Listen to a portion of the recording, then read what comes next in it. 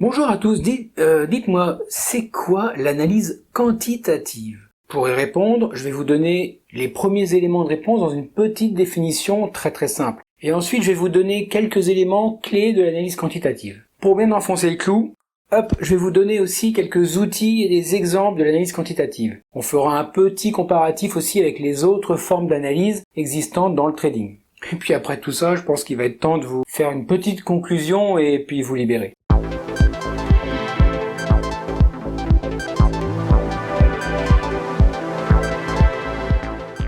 Cette vidéo est un peu particulière, elle est vraiment dans le domaine de la finance et du trading, donc il y a des mots ou expressions que vous pouvez ne pas comprendre. Si ça arrive, n'hésitez pas, la description de la vidéo, vous l'ouvrez, vous avez une liste de liens qui vont vers d'autres vidéos de la chaîne.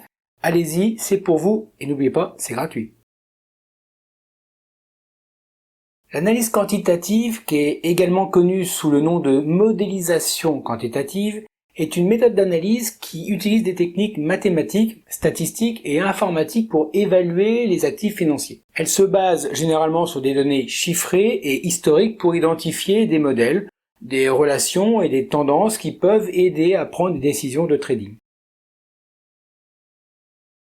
Je vais vous donner quelques éléments clés de l'analyse quantitative, vous allez voir, il n'y a pas grand-chose. On va commencer par les modèles mathématiques et statistiques. L'analyse quantitative utilise des modèles mathématiques et statistiques pour étudier les données financières. Cela peut inclure des techniques telles que la régression linéaire, l'analyse de variance, les processus stochastiques, les modèles de série temporelle, enfin ça rentre dans les mathématiques financières. Ces modèles, du coup, permettent de quantifier les relations entre différentes variables financières et ça permet aussi d'estimer les comportements futurs des actifs. L'analyse quantitative repose aussi sur l'utilisation de données historiques sur les prix, les volumes de transactions, les ratios financiers, les indicateurs économiques et tout un ensemble de données. Ces données sont utilisées pour identifier du coup des schémas, des tendances et des cycles dans le comportement des actifs financiers. L'analyse quantitative est souvent utilisé pour développer des stratégies de trading basées sur des algorithmes. Les traders qu'on appelle des traders quantitatifs créent des modèles et des règles qui sont automatisés pour exécuter des transactions en fonction des signaux générés par l'analyse quantitative. Cela peut inclure des stratégies de trading basées sur des indicateurs techniques, des modèles de prix, des arbitrages statistiques, etc. Bon, c'est en écrivant cette vidéo et ce texte et en faisant des recherches, je me suis rendu compte que j'en faisais sur mes logiciels, mais j'étais pas au courant.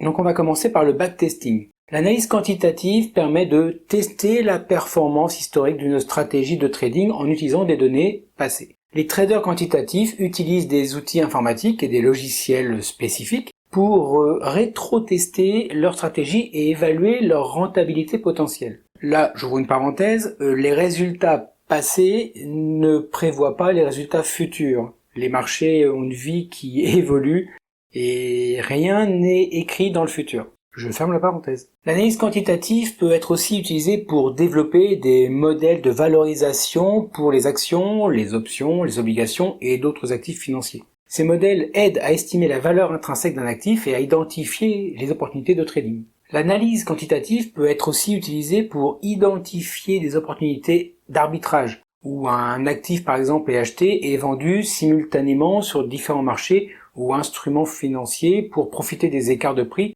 et des inefficiences du marché. Et pour finir, l'analyse quantitative est aussi utilisée pour développer des modèles de gestion de portefeuille basés sur des critères de risque et de rendement. Ces modèles aident du coup les gestionnaires de portefeuille à prendre des décisions d'allocation d'actifs en fonction de paramètres quantitatifs prédéfinis.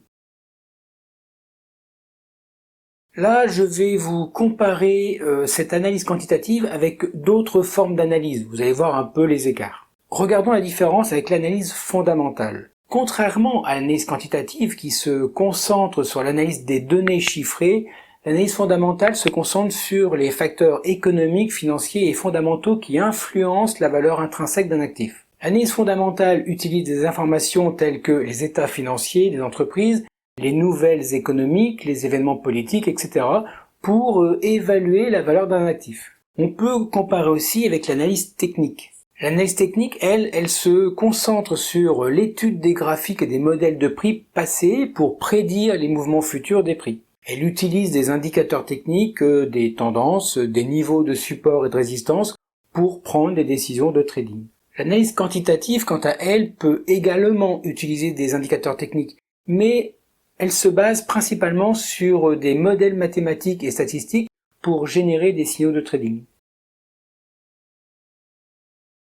Il est à noter que l'analyse quantitative ne se substitue pas à d'autres formes d'analyse, mais peut plutôt être utilisée en complément pour prendre des décisions de trading plus réfléchies. Si vous pouvez, n'hésitez pas à mixer les analyses et tous les outils qui existent pour en sortir un résultat vraiment structuré. Bon, faites gaffe à vous quand même, c'est pas la peine de vous noyer dans les outils d'analyse, sinon la seule chose que vous allez en sortir, c'est un mal de crâne.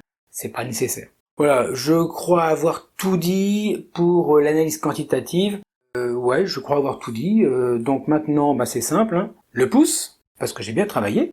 Le partage, si ça intéresse quelqu'un, si vous voulez envoyer cette vidéo sur les pieds de quelqu'un d'autre. Abonnez-vous si c'est pas encore fait, comme ça vous serez au courant des prochaines sorties. Il y en a 1 à 2 par semaine. Et puis nous, on se voit dans une prochaine vidéo, peut-être plus simple que celle-ci. D'ici là, faites de bons trades, je vous le souhaite de tout mon cœur, et puis faites gaffe sur les marchés, n'oubliez pas qu'ils sont fourbes, attention à vous, et à très bientôt.